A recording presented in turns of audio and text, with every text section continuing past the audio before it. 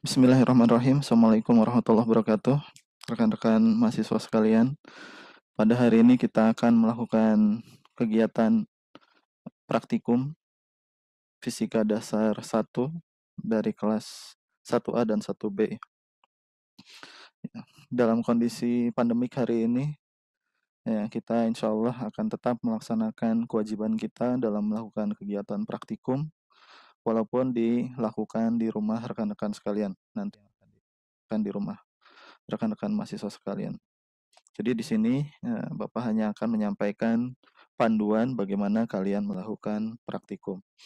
Untuk hari ini kita akan melakukan praktikum fisika terkait dengan gerak bandul matematis atau disebut dengan bagian dari materi gerak harmonik sederhana. Untuk materinya, ini materi yang sudah tidak asing lagi karena sudah dipelajari juga di sekolah, di SMA, ataupun bahkan di tingkat SMP. Percobaan bantul matematis ini tujuannya nantinya adalah untuk menentukan besar percepatan gravitasi bumi. Jadi untuk mencari nilai gravitasi bumi, yaitu menggunakan salah satunya adalah dengan metode ayunan bandul matematis. Nah, ini misalkan adalah sebuah bandul. Bandul ini punya massa M. Kemudian ini ada panjang tali. Panjang talinya adalah L. Kemudian ini kondisi awalnya. Kemudian dia berayun ke bawah. Nanti ke sini bolak-balik ya. Nah, dia berosilasi. Nah, dia punya sudut awalnya kita kasih dengan sudut theta. Karena benda bandul ini dia punya massa M, maka dia akan punya gaya berat yang arahnya ke bawah, yaitu adalah sebesar mg, massa dikali percepatan gravitasinya. Kemudian dari arah gayanya ini adalah mg cos theta. Kemudian yang searah dengan arah ke sini, ini adalah mg sin theta.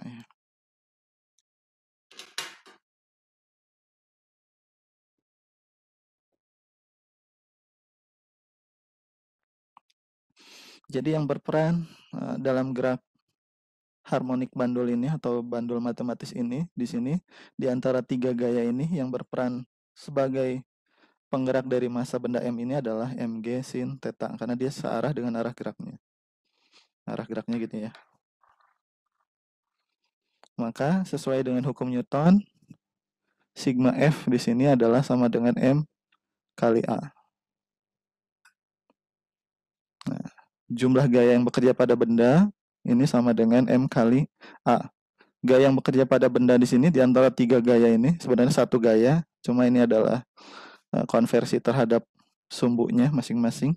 Kemudian pada benda searah dengan arah geraknya di sini adalah mg sin theta. Maka di sini kita bisa masukkan mg sin theta. Kemudian di sini ada tanda negatif. Tanda negatif itu nanti artinya adalah ada gaya pemulih. Dia arahnya nanti akan selalu berkebalikan dengan arah geraknya. Nanti disebut gaya pemulih negatif ini nantinya. Kemudian ada sama dengan M kali A. Nah, M-nya sama bendanya, kita bisa coret. Sehingga nanti kita akan peroleh A itu adalah min G sin theta. A itu adalah percepatan benda, maka percepatan benda itu adalah turunan kedua dari perubahan posisi. Jadi A bisa kita tulis, A-nya di sini adalah D kuadrat S dt kuadrat. Ini sama dengan negatif G sin theta. S-nya apa? S-nya adalah lintasan ini. S. Lintasan. Nah, karena S-nya adalah lintasan, maka S di sini, S itu adalah theta dikali R. R itu jari-jari dari lingkaran yang terbentuk dari osilasi pegas ini. Nah, di sini jari-jarinya adalah L, maka S adalah theta dikali L. Sehingga persamaan ini akan berubah menjadi D kuadrat theta. L-nya nilainya tidak berubah, panjang talinya dia tetap, maka dia bisa dikeluarkan. L ini dt kuadrat. Ini sama dengan adalah negatif G sin theta. Sehingga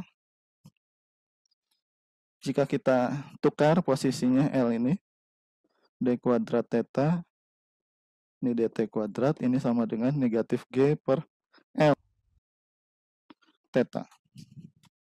Untuk sudut theta yang kecil, ya, maka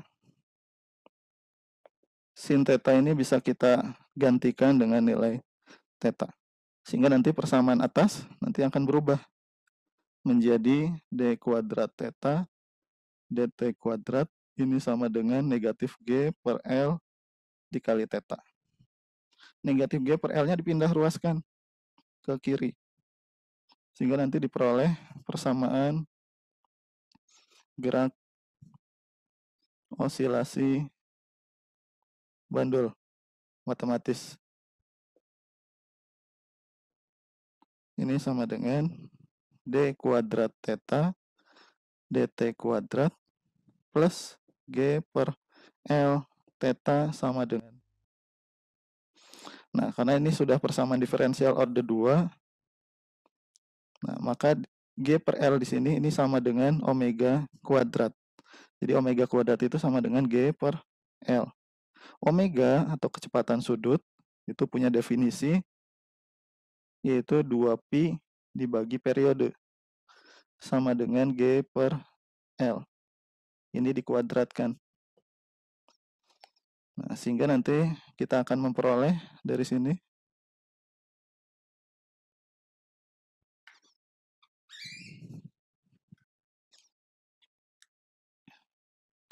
kemana ya?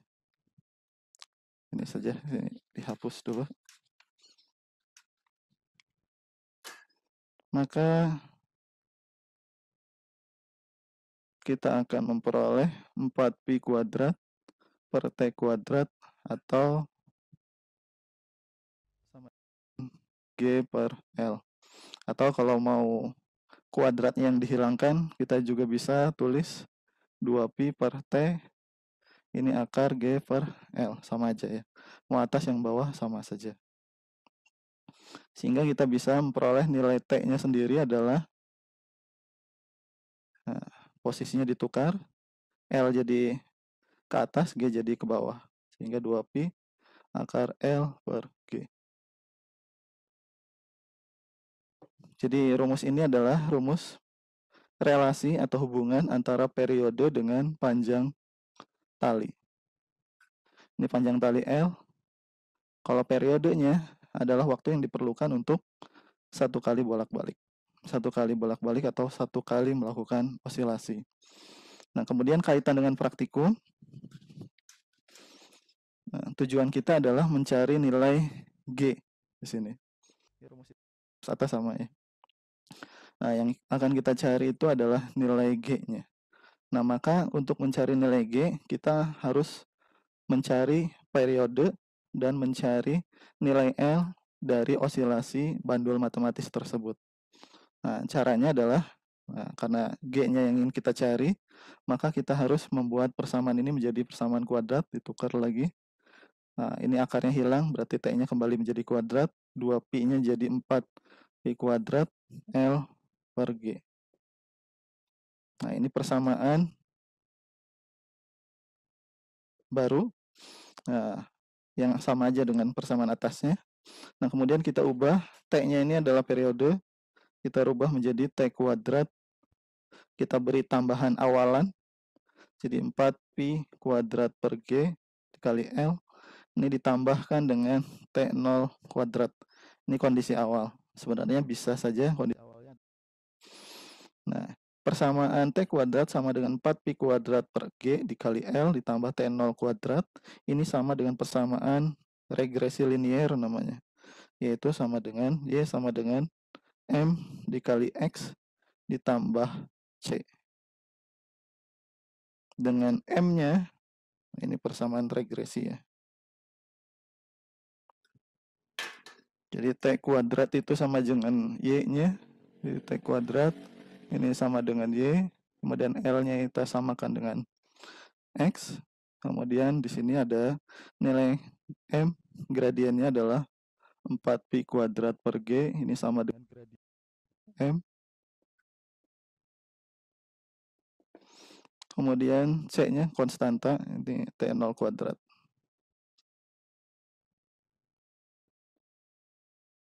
Konstanta atau nilai Y pada saat X-nya sama dengan 0. Kalau kita buat grafik, nah grafiknya itu adalah antara T kuadrat dengan L. Nanti kita akan peroleh grafiknya linear, seperti ini. Nah, data yang kita perlukan untuk membuat grafik seperti ini, nah, jadi di akhir itu kita akan membuat grafik T kuadrat terhadap L dengan tujuan untuk mencari nilai G. Ya, tujuannya untuk apa? Untuk mencari nilai percepatan gravitasi. Nah, percepatan gravitasi itu kalau di rumus ini, rumusnya adalah G sama dengan 4pi kuadrat dibagi dengan gradien.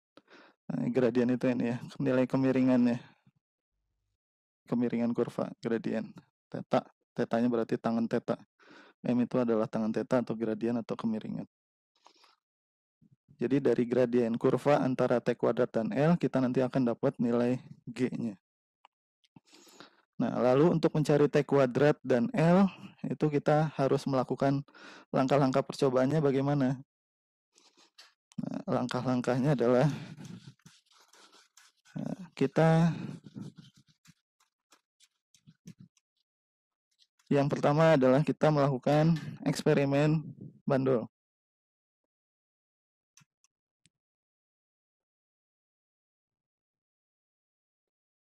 Ini L, kemudian kita ayunkan bandulnya.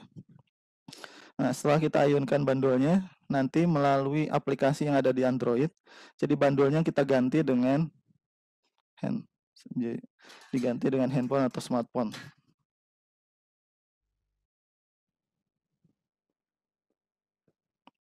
Jadi bandulnya kita ganti dengan smartphone. Di smartphone kita instalkan namanya Pipox, nama aplikasinya. Jadi Pipox ini aplikasi yang ada pada smartphone untuk bisa menghitung amplitudo dari gerak bandul ini, amplitudo terhadap waktunya. Jadi bandul ketika dia bergerak, nanti pada Pipox ini kita bisa dapat data amplitudo terhadap waktu. Nanti gambarnya seperti ini. Nah, puncak dengan puncak di sini kita bisa sebut sebagai periode. Lembah dengan lembah juga bisa kita sebut sebagai periode. Dan seterusnya. Jadi dia akan berosilasi terus. Ini bisa kita sebut periode.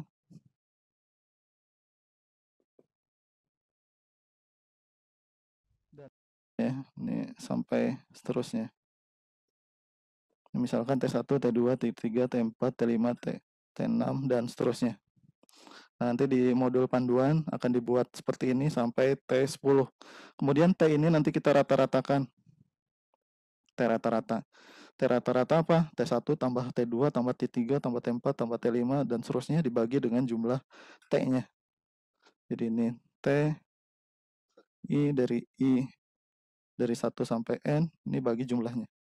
Nanti kita dapat rata-rata periode. Nah, periode rata-rata ini adalah periode pada saat satu variasi panjang L. Jadi nanti akan kita variasikan L-nya sebanyak 10 panjang. 10 ukuran tali.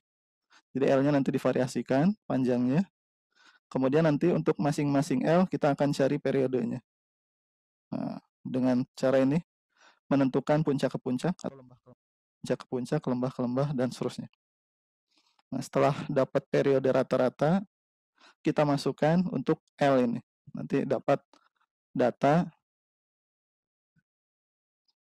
ini panjang L, ini periode.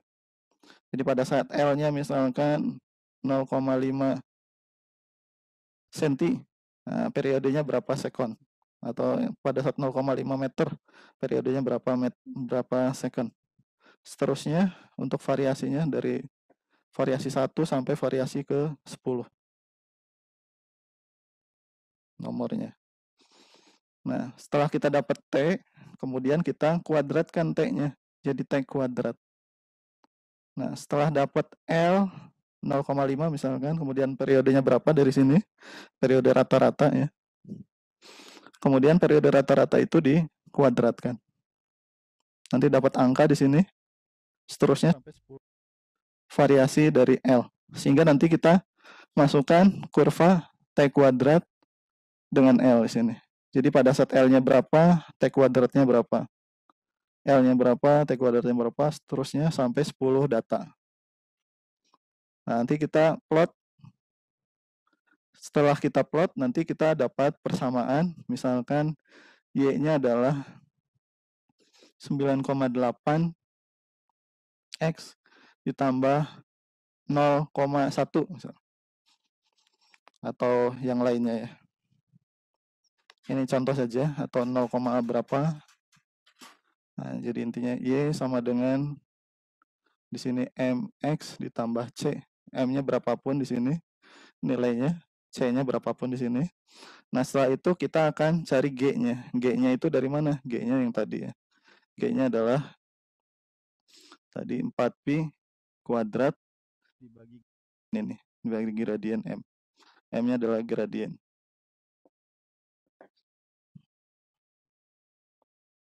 Nah, untuk langkah percobaannya, kita lihat eksperimen yang akan kita lakukan.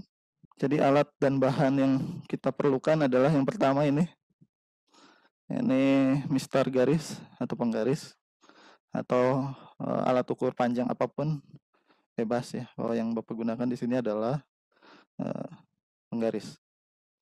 Nah, kemudian ini tali yang kita gunakan. Ini tali rapia atau tali apapun juga boleh. Yang penting talinya tidak berubah panjangnya. Talinya nilainya tetap ya. Untuk satu variasi nilainya tidak boleh berubah. Artinya pakai talinya tali yang tidak bisa berubah panjang. Jadi talinya tetap. Yang Bapak gunakan di sini adalah tali rapia. Nah, tapi bebas kalian mau menggunakan tali apapun, dipersilahkan. Kemudian yang ketiga adalah ini adalah bandulnya. Jadi yang kita gunakan sebagai bandulnya adalah smartphone atau HP. Jadi HP atau smartphone kita akan kita gunakan sebagai bandul. Jadi yang pertama penggaris, yang kedua adalah tali, kemudian adalah smartphone. Langkah pertama adalah kita ikat smartphone-nya dulu nih. Ikat, kemudian kita ukur panjang talinya. Nah, sampai ujung ini. Kemudian ditambahkan dengan setengah dari panjang atau tinggi dari, misalkan handphonenya panjangnya 16 cm, berarti titik tengahnya adalah di 8. Berarti panjang ini, misalkan ini panjangnya adalah 35,5. Kemudian kita tambahkan dengan setengah dari tinggi HP. Tinggi HP-nya 16, jadi setengahnya adalah 8. Berarti totalnya adalah 35,5 cm ditambah 8 cm atau 43,5 cm. Ini yang digunakan oleh Bapak. Kemudian kita instalkan yang kemarin sudah diberitahu, kita menginstal namanya Pipox. Jadi Pipox ya. Nah, ini contohnya tidak terlihat, nanti kalian bisa coba sendiri. Nama aplikasinya adalah Pipox. Ini contohnya. Kemudian pilih di sini, pilih bagian pendulum itu bandul ya.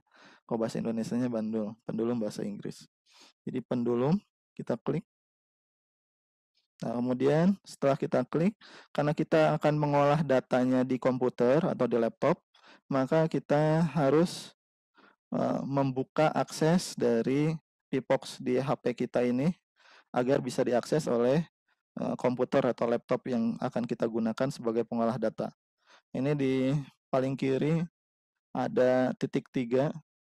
Nah, kemudian di sini ada kata-kata allow remote access.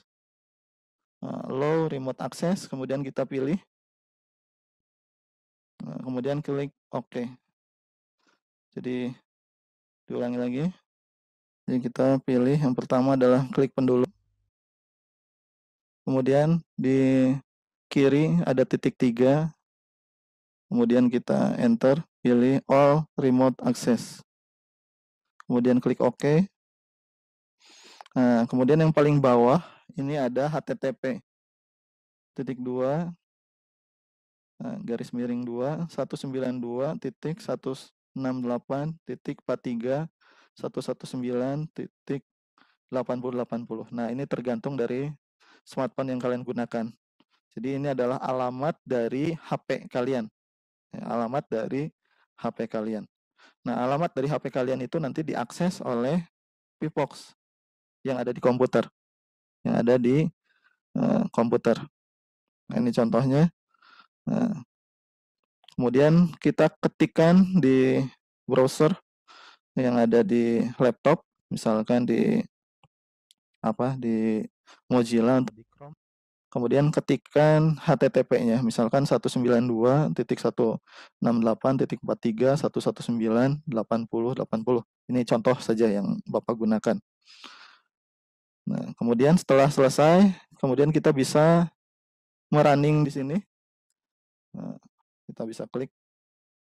Nah, di sini ada pilihannya, ada result, ada G, ada length, ada resonance. Nah, kemudian kita bisa lakukan percobaan, tapi sudutnya nggak usah terlalu besar, dan diayunkan ya. Nah, ketika kita mengayunkan bandul dari HP ini, data yang ada di HP ini kita bisa akses lewat komputer. Jadi Pipox-nya yang ada di komputer. Jadi Pipox-nya ada 2, Pipox yang ada di handphone atau di smartphone dan yang ada di komputer. Nah, ketika tadi kita sudah mengetik alamat HTTP yang ada di Pipox yang ada di HP. Nah, ini ada alamatnya, HTTP-nya. Kemudian kita ketikkan di komputer HTTP dari alamat Pipox HP yang kita gunakan. Nah, selanjutnya nanti Bapak akan jelaskan di komputernya. Ini contoh saja. Ketika berayun, maka di sini nanti dia akan membaca data dari sensor, namanya sensornya adalah accelerometer yang ada di handphone kita. Jadi manfaatkan sensor yang ada di HP. Jadi di HP itu ada sensor namanya accelerometer. Nah, sensor accelerometer ini ketika HP ini diayunkan, berfungsi sebagai bandul matematis, dia akan ada osilasinya. Nah, osilasinya itu bisa kita simpan ya, melalui data yang ada di atau yang ada di laptop. Ya, kita akan ke komputer sekarang. Tadi di HP kita sudah ada allow access dan ada alamat HTTP dari HP yang kita gunakan. Kemudian kita buka browser apapun ya. Bisa browser di Mozilla atau di Chrome.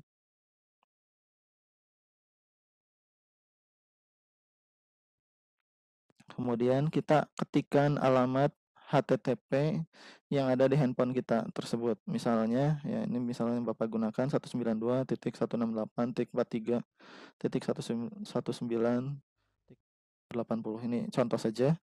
Kemudian ketika kita melakukan eksperimen, nah, dengan mengayunkan bandulnya, nah maka di sini dia akan menunjukkan nilai tertentu, misalnya ini raw datanya, ini osilasinya ya.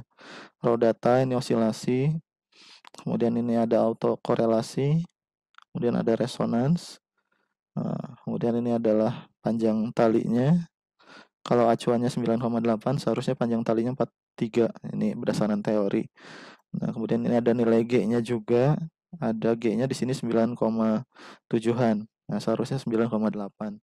Nah, kenapa bisa terjadi perbedaan? Ya, karena tadi osilasi dari bandul kita tidak satu arah, tapi dia muter-muter. Nah, kita harus usahakan bandul yang menjadi ayunan itu berosilasi di satu arah. Maka nilainya dia akan mendekati nilai yang kita butuhkan, yaitu yang kita cari 9,8-an. Ini contohnya. Nah, setelah itu data ini akan kita simpan. Cara menyimpannya adalah di bagian desktop dari Pipox pendulum ini ada titik 3.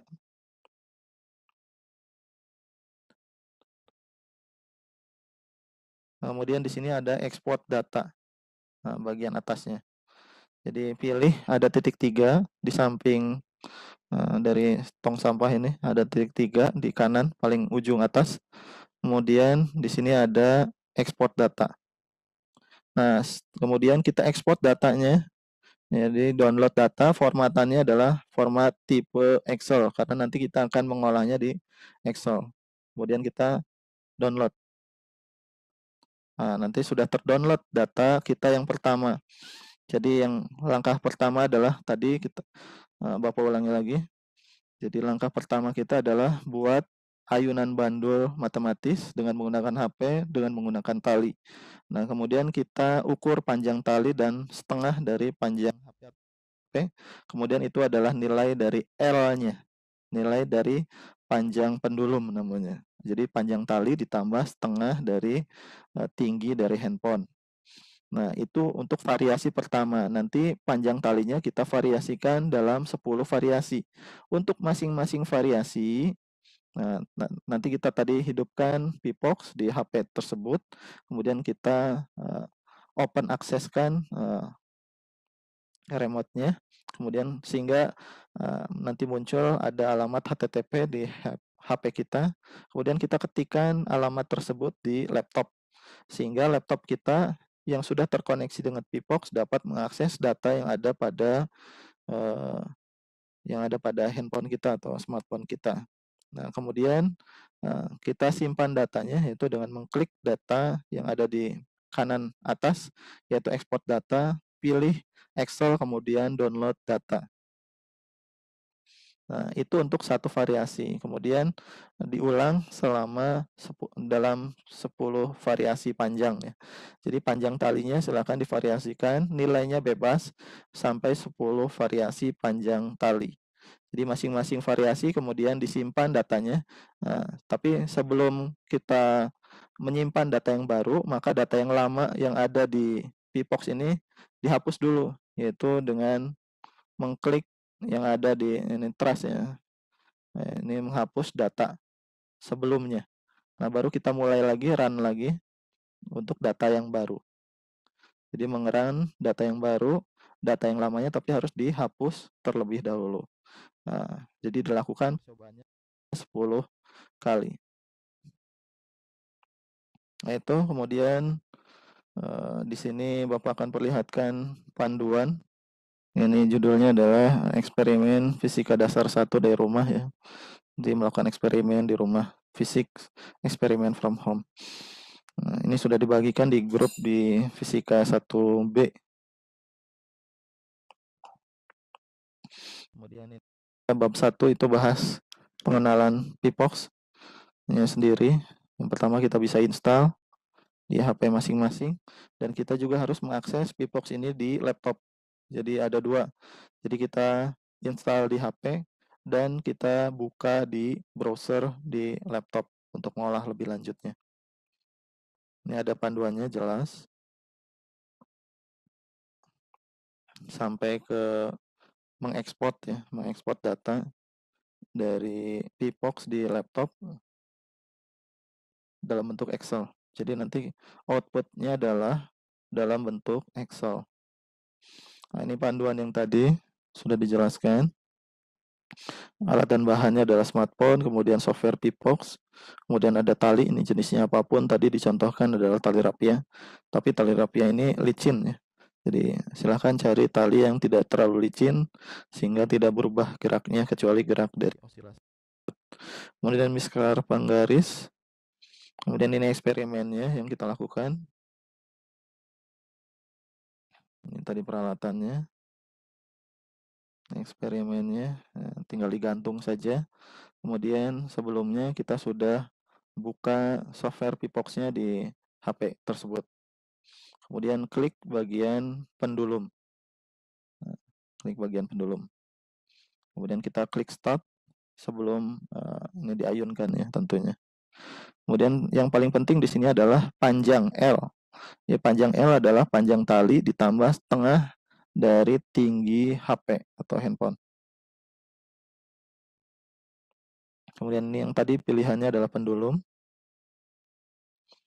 Kemudian kita lakukan uji eksperimen, yaitu dengan mengayunkan pada sudut tertentu. Sudutnya nggak usah lebar-lebar, kurang dari 15 derajat. Nah, setelah gerakan atau ayunan osilasi dari pendulum itu stabil, baru kita ekspor data. Jadi tunggu dulu, stabil dulu. Jadi ketika kita mulai mengayunkan biasanya tidak langsung stabil. Maka kita tunggu dulu, misalkan selama beberapa detik, 5 detik pertama misalkan. Nah, kemudian baru kita ambil data setelah dia berayun. Setelah dia berayun, kemudian kita ekspor datanya.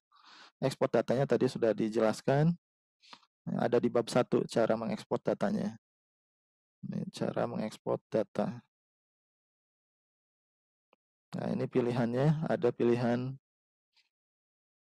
di desktop di kanan paling ujung atas, desktop PC untuk Pipox, ada titik 3, kemudian pilih export data, kemudian klik OK, kemudian pilih Excel. Oke. Nanti datanya akan tersimpan dalam bentuk Excel. Data yang diperoleh di Excel itu nanti ada terdiri dari data sumbu X, data sumbu Y, data sumbu Z, dan waktu. Nah, yang kita gunakan adalah waktu dan data sumbu X, atau sumbu Y, atau sumbu Z saja, salah satunya saja.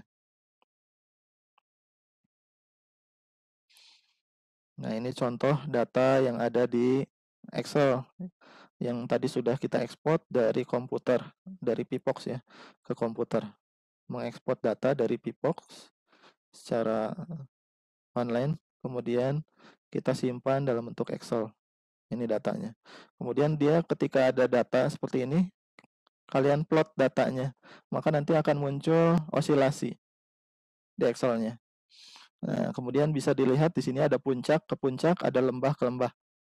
Nah, jarak atau waktu yang diperlukan dari satu puncak ke puncak lain atau dari satu lembah ke lembah lain, itulah yang dinamakan dengan periode. Jadi waktu yang diperlukan osilasi dari puncak ke puncak atau dari lembah ke lembah, itulah satu periode. Kemudian kalian ambil di sini ada 10 periode. Puncak, lembah ke lembah, ada 10 data lah totalnya. Kemudian dirata-ratakan dari data tersebut. Nah, ini contohnya T1, T2, T3, T4, T5, sampai T10. Kemudian dirata-ratakan. Nah, rata-rata tersebut adalah nilai periode rata-rata untuk panjang yang kalian gunakan. Nah, jadi tadi divariasikan panjangnya. Nah, untuk panjang pertama misalkan 0,48 cm atau berapapun ya, yang terserah kalian gunakan. Ya, bebas panjangnya mau kalian gunakannya berapa. Ada 10 variasi panjang. Untuk masing-masing panjang nanti diperoleh periodenya di sini 1. Nah, setelah kalian menentukan periode rata-rata dari satu variasi panjang, kemudian dimasukkan sampai 10 variasi. Kemudian buat tabel lagi, tabel baru. Tabel barunya adalah variasi L di sini banyak. Kemudian T rata-rata atau periode rata-rata yang diperoleh. Kemudian dikuadratkan T-nya. Jadi sekon kuadrat atau T kuadrat. Dari data antara sekon kuadrat dan data L, nah ini buatlah grafik di Excel-nya. Nah, setelah dibuat grafik di Excel-nya, maka nanti akan ada persamaan. Nah, ini persamaannya, Y sama dengan MX ditambah C. Ini yang ada di Excel. Nah, persamaan ini adalah menggambarkan periode kuadrat sama dengan 4pi kuadrat dibagi G dikali L ditambah T0 kuadrat. cari M dan mencari C di Excel itu ada rumusnya sendiri. Ini rumusnya di 2.6 dan di 2.7. Tapi untuk eksperimen pertama, kalian bisa gunakan langsung yang ada di Excel. Jadi klik bagian insert grafik, kurva, nanti akan memunculkan regresi linearnya. Yang kita perlukan di sini adalah yang namanya gradien, atau di sini M. M-nya itu 4pi kuadrat dibagi G. Sehingga G-nya adalah 4pi kuadrat dibagi M. Nanti kita dapat nilai G-nya. Ini contohnya saja. Contohnya di Excel kita akan peroleh Y persamaan linear sama dengan 4,02X ditambah 0,4. Maka nilai gradiennya adalah 4,02. Dari gradien 4,02 kita dapatkan G-nya adalah 9,81. Kemudian lakukan untuk variasi dari panjang tersebut ya nanti. Kemudian kalian juga ukur ketepatan percobaan. Rumusnya adalah 1 dikurangi G literatur. Di sini literaturnya 9,81. Kemudian dikurangi G yang kalian dapatkan dibagi G literatur, yaitu 9,81. Nanti akan diperoleh persentase ketepatan. Kemudian dicari juga ketelitian percobaan. Ketelitian percobaan itu 1 dikurangi delta G dibagi G dikali 100. Delta G itu adalah perambatan kesalahan pengukuran. Nah, jadi ketika kalian melakukan eksperimen, itu ada 2 variabel yang memungkinkan terjadinya kesalahan. Yang pertama adalah pengukuran dari panjang menggunakan penggaris. Kemudian ada pengukuran waktu yang diperoleh dari sensor yang ada di handphone kita. Nah, jadi ada delta L, di sini ada delta T. Rumusnya, ini rumus dari G, G-nya sendiri adalah 4pi kuadrat L per T kuadrat, ini diperoleh dari teori fisika. Kemudian diturunkan terhadap L dan diturunkan terhadap periode T. Nanti akan diperoleh delta G-nya adalah 4pi kuadrat dibagi T kuadrat dikali delta L ditambah 8pi kuadrat dikali L dibagi T pangkat 3 dikali delta T. Untuk delta L-nya sendiri adalah setengah nilai skala terkecil dari penggaris. Kemudian delta T-nya adalah setengah dari nilai skala timer yang ada di HP. Jadi di HP-nya skala terkecil dari waktunya itu berapa?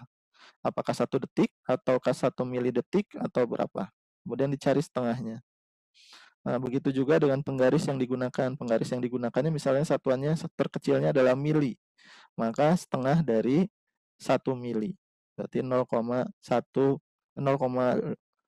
mili. Karena skala terkecilnya 1 mili. Nah, kemudian diubah dalam meter.